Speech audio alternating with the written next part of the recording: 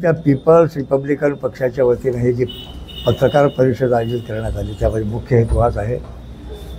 दरवर्षीप्रमाणे आमच्या people's Republican पक्षाचं राष्ट्रीय अधिवेशन अशोक विजयादशमीच्या दिवशी धम्मचक्र प्रवर्तन दिनाच्या पूर्वसंध्येवर नागपूरमध्ये होत असते। यावेळेस देखील अशोक विजयादशमी 2 तारखेला आहे, पण 1 तारखेला 1 ऑक्टोबरला आमच्या पक्षाचं राष्ट्रीय अधिवेशन आणि भीमसैनिकांचा भव्य मेळावा नागपूरमध्ये ITI मैदानावर आयोजित करण्यात आलेला आहे। त्यामध्ये महाराष्ट्राचे मुख्यमंत्री देवेंद्रजी फडणवीस, उपमुख्यमंत्री एकनाथजी शिंदे, नागपूरचे पालकमंत्री सन्माननीय चंद्रशेखर बावनकुळे, केंद्रीय राज्यमंत्री आमचे स्नेही रामदासजी आठवले, एकतावादी रिपब्लिकन पक्षाचे अध्यक्ष नानासाहेब इंदिसे यांना आम्ही आमंत्रित केलेलं आहे। त्यांना आम्ही निमंत्रण दिलेली आहे, बहुतेक येण्याची शक्यता आहे।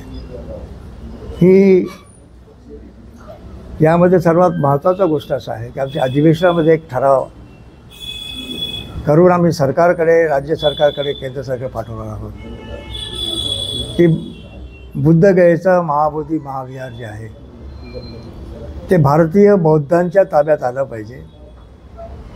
बुद्धगयेचं महाबोधी महाविहारचं स्वामित्व, नियंत्रण, व्यवस्थापन हे भारतीय बौद्धांच्याच ताब्यात असलं पाहिजे।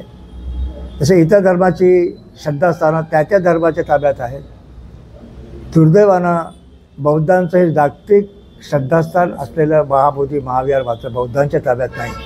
ही मोठी शोकांतिक आहे।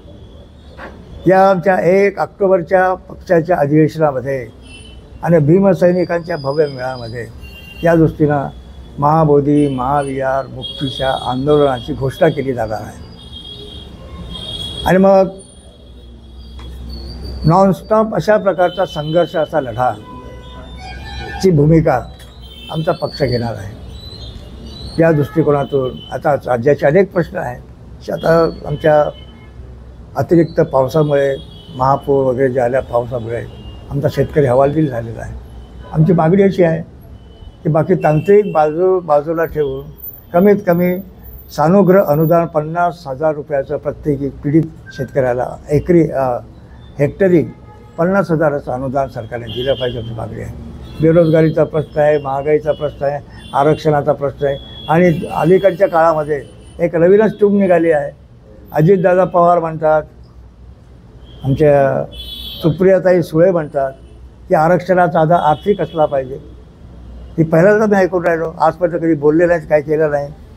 तेव्हा अशा प्रकारची भूमिका घेऊन अजितदादांनी किंवा सुप्रियाताईंनी आर्थिक निकषावर, कारण आरक्षण हा काही गरिबी हटावचा कार्यक्रम नाही आहे, सामाजिक समता प्रस्थापित करण्याचा, पुढे गेलेल्या समाजासोबत मागचा समाज आला पाहिजे यासाठीची एक घोडदौड आहे। त्यामुळे अशा प्रकारची दिशाभूल करणारं वक्तव्य अजितदादा असतील, सुप्रियाताई असतील यांनी करू नये अशी आमची त्यांना विनंती आहे। आधीच आरक्षणाचा घोळ महाराष्ट्रामध्ये मोठा सुरू आहे। आता मराठा आरक्षणाचा आमचा पाठिंबाच आहे सुरुवातीपासून। मराठा समाजाला आरक्षण मिळालं पाहिजे, पण मराठा समाजाला आरक्षण देताना आमच्या OBC समाजाच्या आरक्षणाला धक्का लागायची काळजी सरकारने घेतली पाहिजे। ही आमची सुरुवातीपासूनची भूमिका आहे। मराठा समाजाला आरक्षण मिळावं यासाठी आमच्या पक्षाने देखील अनेक अधिवेशनं घेतली आहेत, कोल्हापूरला, सोलापूरला, सांगलीला, औरंगाबादला, जालन्याला पाठिंबा देण्यासाठी। तेव्हा मराठा समाजाला आरक्षण मिळावं, तो GR निघाला आहे, त्याची काळजीपूर्वक अंमलबजावणी करेल, बोगस लोक शिरता कामा नये। आमच्या OBC समाजाची भीती अशी आहे की हा जो हैदराबादचा जे गॅझेट आहे त्या अंतर्गत जर तुम्ही देणार असाल तर तावून सलाखून दिलं पाहिजे, त्याशिवाय नाही तर बोगस MBC शिरतील आणि आमच्या ओरिजिनल OBC समाज त्याचा विपरीत परिणाम होण्याची शक्यता आहे। त्यामुळे आमचा OBC समाज धास्तावलेला आहे, तेव्हा सरकारने देखील याची काळजी घेतली पाहिजे। धन्यवाद। जय भीम।